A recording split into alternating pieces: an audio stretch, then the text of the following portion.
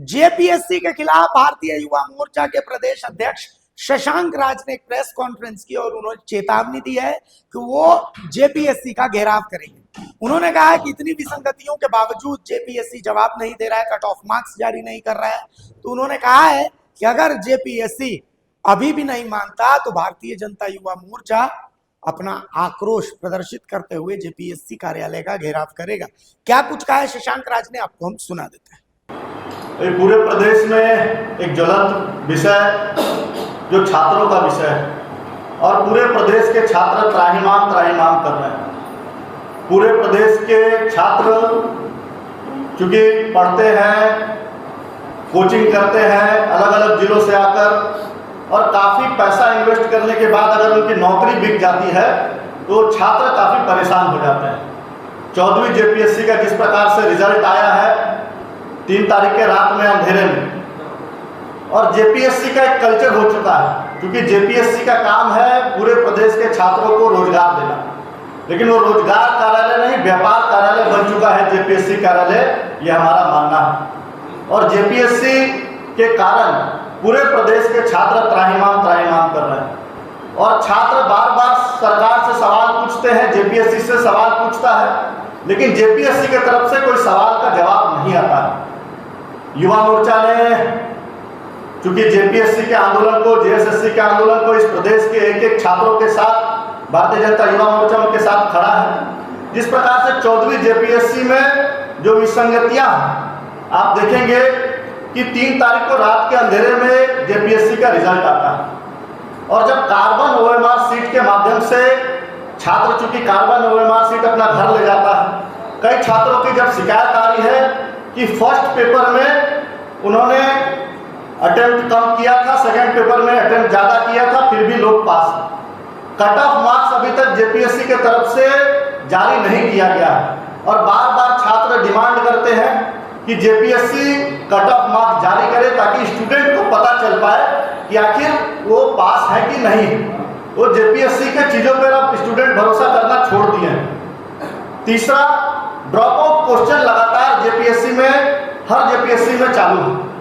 JPSC जिस प्रकार से एक भरोसा की संस्था है, लेकिन ड्रॉप जब एक क्वेश्चन होता है तो आप समझिए कि 20 से 30 छात्र ऊपर नीचे रिजल्ट में हो जाता है। और इस बार भी 14वीं जेपीएससी में भी 4 क्वेश्चन ड्रॉप था, 11वीं और 13वीं जेपीएससी में भी 5 क्वेश्चन ड्रॉप था। उसके अलावा जो बैकलॉग का एग्जाम हुआ जेपीएससी में भी, उसमें भी क्वेश्चन ड्रॉप की घटना हो रही है। हम ये मानते हैं कि जो क्वेश्चन ड्रॉप हो रहा है ये पूरी तरह से साजिश के तहत हो रहा है, ताकि बाहर के छात्रों को किस प्रकार से जेपीएससी में रोजगार नौकरी बेचा जा सके। क्योंकि हमारा झारखंड का छात्र गरीब छात्र है, वो नौकरी खरीद कर नहीं ले सकता है, लेकिन दूसरे राज्य के लोग नौकरी खरीद कर इस झारखंड सरकार के लोग, जेपीएससी के लोग नौकरी बेचने का काम कर रहे हैं, तभी बाहर राज्यों के लोग छात्र आकर जेपीएससी में नौकरी लेने का काम कर रहे हैं। उसके बाद एक विषय लगातार 14वीं जेपीएससी के रिजल्ट के बाद आ रहा है कि सदस्यों का सिग्नेचर नहीं, क्योंकि जेपीएससी के जो मेंबर होते हैं वो कॉन्स्टिट्यूशनल पोस्ट पे हैं, अध्यक्ष के बाद और 3 मेंबर हैं उस जेपीएससी में, और वो सदस्य जब तक सिग्नेचर नहीं करते हैं तब तक वो रिजल्ट वैलिड नहीं होता है। आपको याद होगा कि नीलिमा केरकेट्टा जी जब जेपीएससी की अध्यक्षता थी तो वो अपना रिजल्ट नहीं जारी कर पा रही थी जेपीएससी का, क्योंकि वो बार बार मीडिया के माध्यम से हवाला दे रही थी कि हम रिजल्ट इसलिए नहीं जारी कर सकते हैं क्योंकि सदस्यों का सिग्नेचर नहीं है। लेकिन इस बार ख्यांगते जी को कौन सी हड़बड़ी है, जब से ख्यांगते जी चेयरमैन बने हैं तब से वो बिना सिग्नेचर के जेपीएससी के सदस्यों का रिजल्ट जारी करते हैं। ये भी पूरी तरह से असंवैधानिक है। ये रिजल्ट बार बार जेपीएससी प्रयास करता है कि जो रिजल्ट वो लोग दे रहे हैं वो कोर्ट चला जाए और कोर्ट के माध्यम से वो जेपीएससी का रिजल्ट ड्रॉप हो जाए। इसलिए जेपीएससी जैसी संस्था जो कोर्ट के माध्यम से, अगर आपको कोर्ट के माध्यम से ही जेपीएससी चलाना है तो आप वेतन लेना जेपीएससी का झारखंड सरकार का बंद कर दीजिए। प्रिंसिपल के बाद भी अगर कोई स्टूडेंट आरटीआई करता है जेपीएससी में तो उसको 1-1 साल तक उसको जवाब नहीं दिया जाता है। कोर्ट ने डायरेक्टिव दिया है कि आप आरटीआई के माध्यम से छात्रों का जवाब दीजिए और छात्रों को कॉपी दिखाइए और इवन वेबसाइट तक पे अपलोड कीजिए। जो अमिताभ चौधरी जी जब जेपीएससी के अध्यक्ष थे तो उन्होंने वादा किया था इस प्रदेश के छात्रों से कि हम जेपीएससी का जो कॉपी होगा उसको अपलोड करेंगे।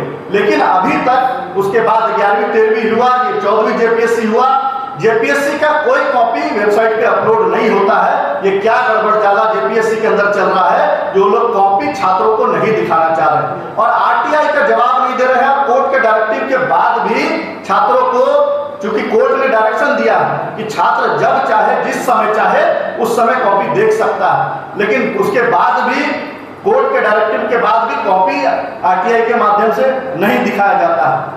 उसके बाद हम कह सकते हैं कि अगर छात्र एग्जाम हर साल जेपीएससी का नहीं दे पा रहा, तो चूंकि छात्र का उम्र हर साल बढ़ता है और वो उम्र घटता नहीं, लेकिन जेपीएससी उसको एज रिलैक्सेशन भी छात्रों को नहीं देता है। हमारे बगल के राज्य चले जाइए बिहार में, वहाँ 40 साल जेपीएससी को लिखने, वहाँ के जो पब्लिक सर्विस कमीशन है उसको लिखने का उम्र है। बगल में उत्तर प्रदेश चल जाइए, वहाँ भी लगभग 40 साल है। मध्य प्रदेश चल जाइए, वहाँ भी 40 साल है। लेकिन झारखंड पब्लिक सर्विस कमीशन अपने एज का रिलैक्सेशन छात्रों को नहीं दे रही है। छात्र का उम्र बढ़ रहा है। बार बार छात्र डिमांड करते हैं कि जब आप जेपीएससी का एग्जाम हर साल नहीं ले सकते तो आखिर एज रिलैक्सेशन छात्रों को क्यों नहीं देते, ये भी हमारा एक सवाल है। और कट ऑफ मार्क्स के बाद रात के अंधेरे में जिस प्रकार से जेपीएससी रिजल्ट जारी करने का एक परिपाटी बना चुकी है, ये पूरी तरह से शक के घेरे में है कि आखिर रात के अंधेरे में कौन व्यक्ति जेपीएससी में बैठकर रिजल्ट जारी करने का काम कर रहा है।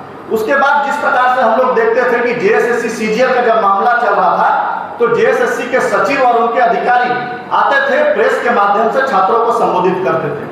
लेकिन जेपीएससी के चेयरमैन न छात्रों से मिलते हैं, न जेपीएससी का कोई भी पदाधिकारी छात्रों से संवाद करता है, न ही प्रेस मीडिया के माध्यम से जेपीएससी जवाब देना चाहता है छात्रों को।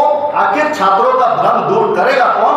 हमारा इस प्रेस वार्ता के माध्यम से एक डिमांड है कि छात्रों का जो भ्रम है उसको दूर किया जाए और जेपीएससी के चेयरमैन और जेपीएससी के सेक्रेटरी छात्रों से संवाद कर उनका जो पूरी तरह से ब्लर इमेज हो चुका है उसको कैसे क्रिस्टल क्लियर करना है, ये जेपीएससी के चेयरमैन को करना चाहिए। संवाद करने से पीछे भाग रहे हैं, मतलब दाल में जरूर कुछ ना कुछ काला है।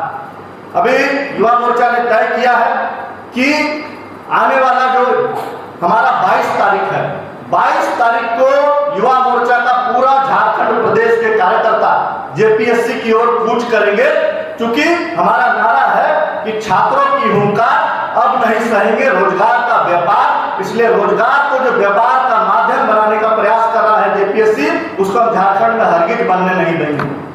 17, 18, 19 तारीख को पूरे प्रदेश भर में भारतीय जनता युवा मोर्चा के कार्यकर्ताओं की बैठक चल रही है और बैठक करके तय किया जा रहा है कि 22 तारीख को इतनी भारी संख्या में सभी लोग रांची में जुटकर जेपीएससी कार्यालय का घेराव करेंगे। 20 तारीख को सोशल मीडिया के कैंपेन के माध्यम से हम लोग सरकार को आईना दिखाने का काम करेंगे, पूरे प्रदेश के छात्र, कि आखिर जेपीएससी में आपने किस प्रकार से गड़बड़ियां पूरी फैलाई हुई है। 21 तारीख को शाम में सभी जगह मसाल जुलूस का आयोजन किया जाएगा और 22 तारीख को जयपाल सिंह स्टेडियम से सुबह 10 बजे छात्रों का एक रेला चलकर जेपीएससी कार्यालय जाएगा और उनसे सवाल जवाब और हिसाब और किताब मांगेगा कि जिस प्रकार से आपने छात्रों के रोजगार को बेचने का काम किया है उसका जवाब जेपीएससी के चेयरमैन को देना पड़ेगा, सरकार के लोगों को देना पड़ेगा। और आप देखिए कि सरकार के लोग भी इस पर मौन है, सरकार का मुखिया भी इस पर मौन है, मुख्यमंत्री जी भी मौन है। आखिर जेपीएससी का स्टूडेंट की हक की लड़ाई कौन लड़ेगा? और जब कोई छात्र बोलता है, जिस प्रकार से जेएसएससी में कई छात्र और कई कोचिंग के लोग प्रयास किए कि हम लोग किस प्रकार से जेएसएससी और जेपीएससी को सुधार सके, लेकिन उन पर फर्जी एफआईआर कर उनको जेल भेजने का काम कर रही है झारखंड की पुलिस। इसलिए फर्जी एफआईआर के खिलाफ आप छात्रों को डरा सकते हैं, लेकिन युवा मोर्चा का कार्यकर्ता डरने वाला नहीं है आपके एफआईआर से। इसलिए 22 तारीख को हम लोग कूच करेंगे जेपीएससी की ओर और जेपीएससी को सुधारने का, जेपीएससी को सफाई अभियान किस प्रकार से चल सके जेपीएससी में जो लगातार विसंगतियां हैं उसको हम लोग सुधारने का काम करेंगे। इसलिए